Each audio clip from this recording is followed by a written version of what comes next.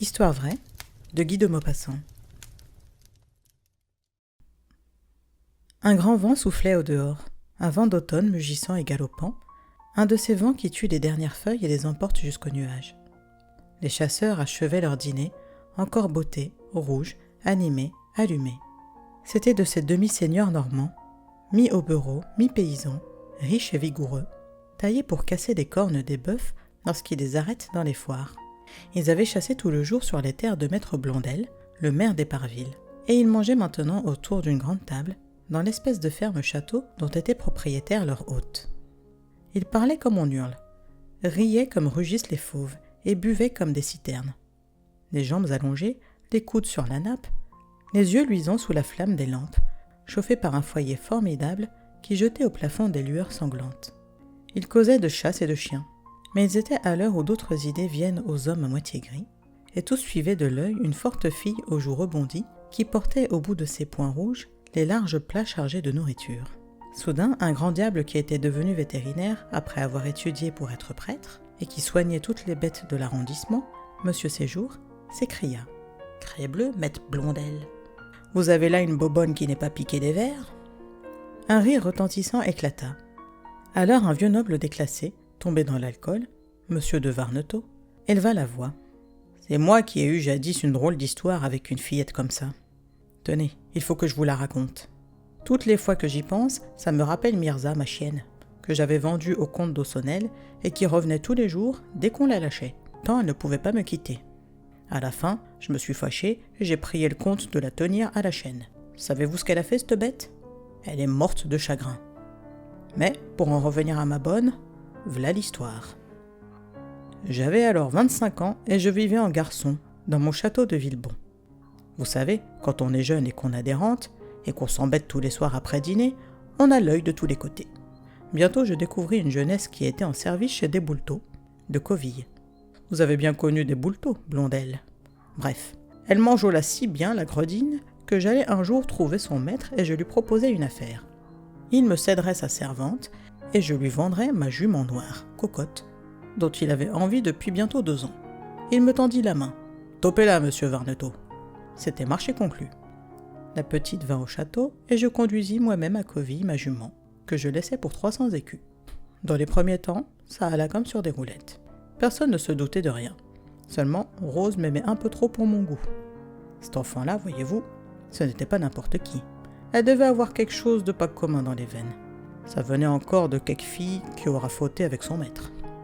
Bref, elle m'adorait. C'était des cajoleries, des mamours, des petits noms de chiens, un tas de gentillesses à me donner des réflexions. Je me disais, faut pas que ça dure ou je me laisserai prendre. Mais on ne me prend pas facilement, moi. Je ne suis pas de ceux qu'on enjôle avec 2 baisers. Enfin, j'avais l'œil quand elle m'annonça qu'elle était grosse. Pif, pan! C'est comme si on m'avait tiré 2 coups de fusil dans la poitrine. Et elle m'embrassait, elle riait, elle dansait. Elle était folle, quoi. Je ne dis rien le premier jour, mais la nuit, je raisonnais. Je pensais, ça y est, mais faut parer le coup et couper le fil. Il n'est que temps.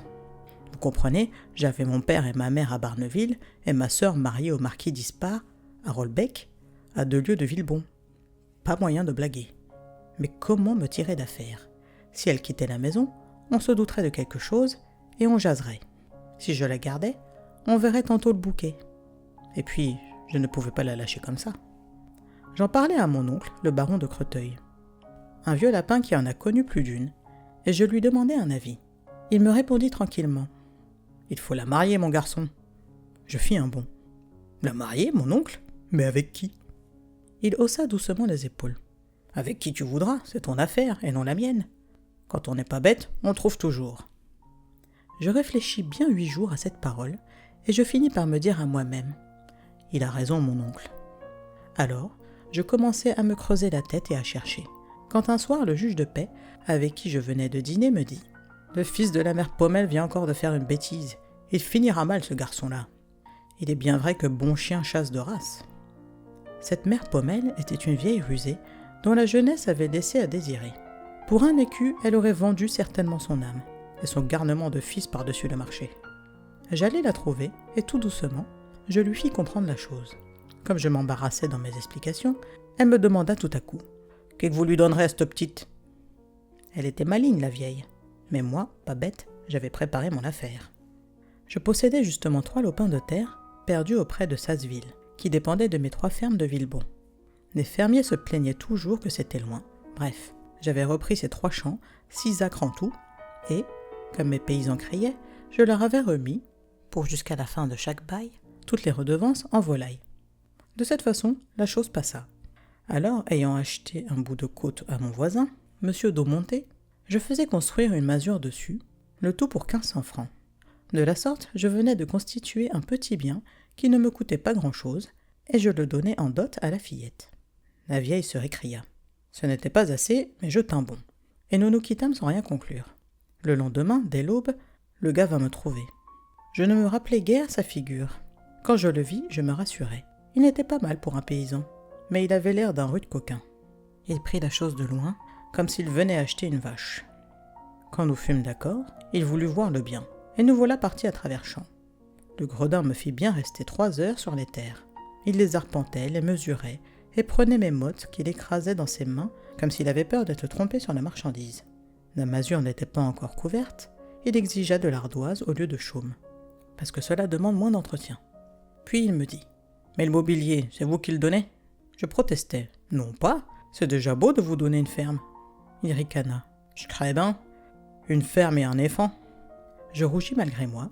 Il reprit « Allons, vous donnerez le lit, une table, l'armoire, 3 chaises, puis la vaisselle. Au bain, rien de fait. » J'y consentis, et nous voilà en route pour revenir. Il n'avait pas encore dit un mot de la fille, mais tout à coup, il demanda d'un air sournois et gêné. « Mais si elle mourait, à qui irait ce bien ?» Je répondis « Mais à vous, naturellement. » C'était donc tout ce qu'il voulait savoir depuis le matin. Aussitôt, il me tendit la main d'un mouvement satisfait. Nous étions d'accord. Oh, par exemple, j'eus du mal à décider Rose. Elle se traîna à mes pieds, elle sanglotait, elle répétait « C'est vous qui me proposez ça? C'est vous? C'est vous ?» Pendant plus d'1 semaine, elle résista malgré mes raisonnements et mes prières. C'est bête. Les femmes, une fois qu'elles ont l'amour en tête, elles ne comprennent plus rien. Il n'y a pas de sagesse qui tienne. L'amour avant tout, tout pour l'amour. À la fin, je me fâchais et la menaçais de la jeter dehors. Alors elle céda peu à peu, à condition que je lui permettrais de venir me voir de temps en temps. Je la conduisis moi-même à l'hôtel, je payai la cérémonie, j'offris à dîner à toute la noce. Je fis grandement les choses enfin. Puis, bonsoir mes enfants, j'allais passer 6 mois chez mon frère en Touraine. Quand je fus de retour, j'appris qu'elle était venue chaque semaine au château me demander. Et j'étais à peine arrivé depuis 1 heure que je la vis entrer avec un marmot dans les bras. Vous me croirez si vous le voulez, mais ça me fit quelque chose de voir ce mioche. Je crois même que je l'embrassais. Quant à la mère, une ruine, un squelette, une ombre. Maigre, vieillie, bigre de bigre, ça ne lui allait pas le mariage. Je lui demandai machinalement « Es-tu heureuse ?»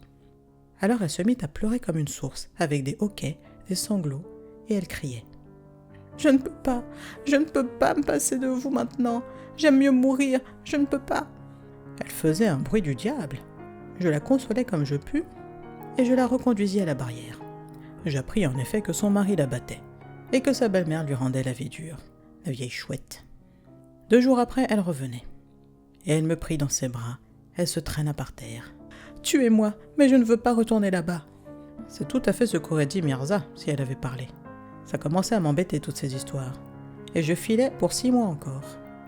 Quand je revins, j'appris qu'elle était morte 3 semaines auparavant, après être revenue au château tous les dimanches, toujours comme Mirza. L'enfant aussi était mort, 8 jours après. Quant au mari, le madré coquin, il héritait. Il a bien tourné depuis, paraît-il. Il est maintenant conseiller municipal. Puis, M. de Varnetot ajouta en riant. « C'est égal, c'est moi qui ai fait sa fortune à celui-là. » Et M. Séjour, le vétérinaire, conclut gravement en portant à sa bouche un verre d'eau-de-vie. « Tout ce que vous voudrez, mais des femmes comme ça, il n'en faut pas. »